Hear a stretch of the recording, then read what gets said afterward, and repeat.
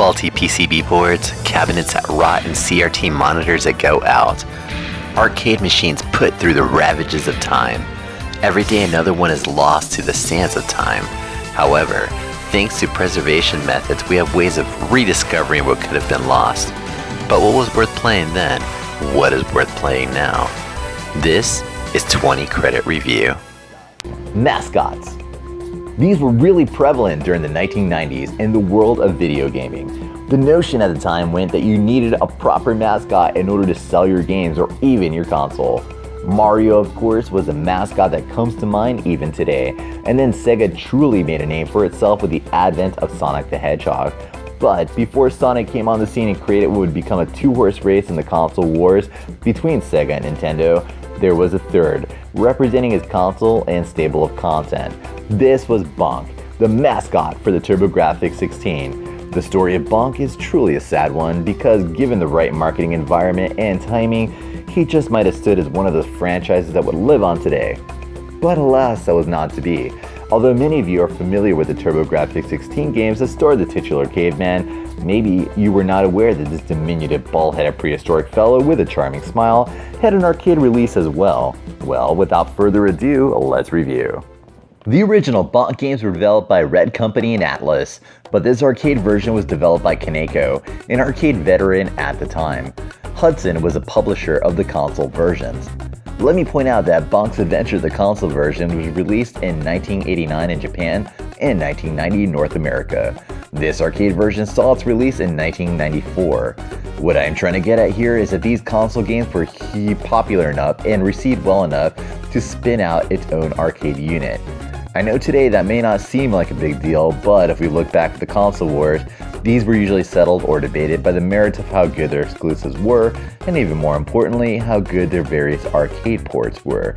For example, one of the major turning points for the 16-bit console war was Mortal Kombat. It was hugely popular in the arcade, and players could not wait to get their hands on the game for the home. When it finally came down to release, the SNES received what many people would consider an inferior port, and the Genesis received a port that was a lot more faithful to the original arcade's vision. Therefore, it's safe to say that Sega won the holiday that year. There's a reason for this huge detour that we're taking. Console games and making the jump to arcades was really rare at that point in time. It always seemed to be the other way around. Hell, even Mario got his start in the arcades, but very few characters would make the leap from the living room to the arcade floor.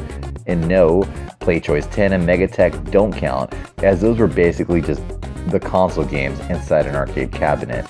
Examples of games that made the leap were Battletoads, Mega Man, and Sonic the Hedgehog. And when I say made the leap, I mean that all these were brand new games never to grace a console. Well, not till later anyway. Bonk's Adventure is one of these unicorns, as the arcade game shares the same title, but this is a completely different game. Let's start with the game mechanics here. One of the gimmicks of the Bonk games was being able to headbutt your enemies with your massive noggin. You could also jump in the air and dive bomb onto enemies. There are parts of the game where you find meat and the spiciness begins to agitate Bonk. Find a small one, he goes a little crazy. Find another small one while still agitated, and look out, you get really crazy. Find a big one and it's over for your foes. You'll smash the ground with your head and freeze them in their tracks thanks to that earthquake you just unleashed. Throughout many of the Bonk games there are various transformations, but for this version they minimized that gimmick of changing into various forms and kept the gameplay a lot more streamlined. This in turn really lends itself to a faster paced game overall. Speaking of pace, let's talk about the stages. These stages are a big departure from the main series as they are fairly short. Actually, they are really short in comparison. But again, that keeps in pace with arcade games of its ilk. Another difference is the amount of enemies on the screen, especially in later levels. On the console versions, enemies were manageable and honestly par for the course for a mascot platformer. But the arcade really ramps it up, and stages towards the end become extremely challenging if you're trying not to take any damage. Fortunately, the stages are short and you can try and rush to the end, but if you do that, you may miss out on various bonuses. One of the ways to increase your bonus is by collecting the various smiley faces found after bashing an enemy. Be careful and pick them up immediately, or the closest enemy will eat your stuff.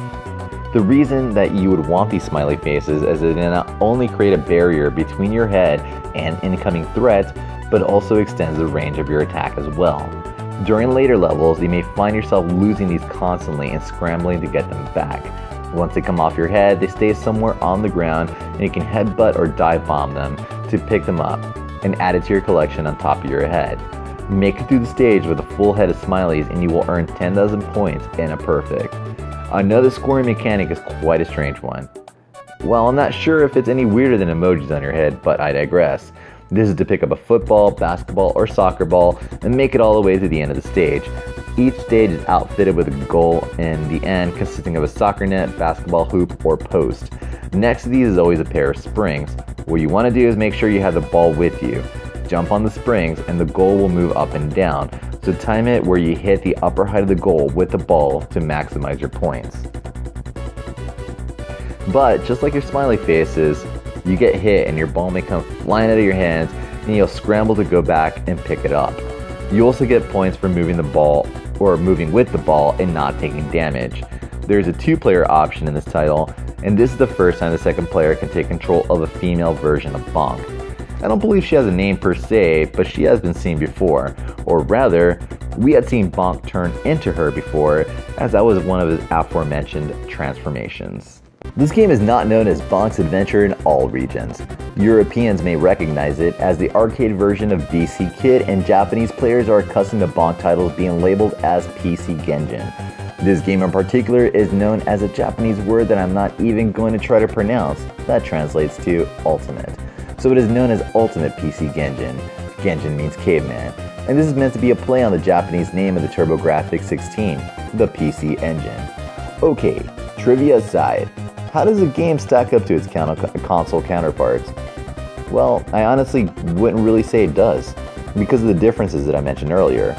One thing I did not mention when talking about Bonk himself is that in the console version, when you dive bomb on an enemy, you usually bounce off of them and then can reposition yourself to hit other enemies. This mechanic is not present in this game, and that may irritate or confuse some players. I personally had no problem with that. My point of view is that this was developed as a game for a different format and therefore the rules are different. And this is where we circle around back to how it stacks up next to the console iterations. I said it doesn't, but that's not a negative thing.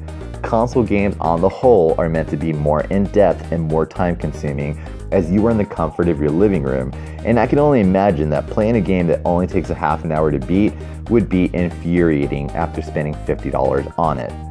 Arcade experiences are not meant to be deep. In a way, you can see them as an attraction, where other people may be waiting behind you to play. The purpose of a good arcade game is to create a hook and keep the player pumping in more quarters.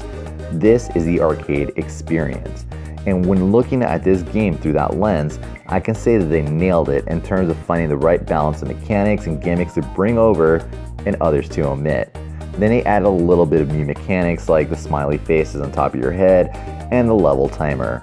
After every stage, it will give you the best time and then your time.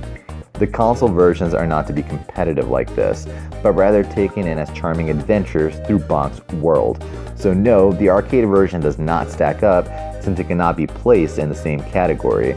And because of these changes, it succeeds in being a very addictive and quite fair quarter muncher. Well, looks like that does it for this episode of 20 Credit Review. Hey, if you like this sort of thing, why not consider hitting the subscribe button? And I could always use a thumbs up, so if you like the video, please let me know. But most importantly, thank you so much for watching.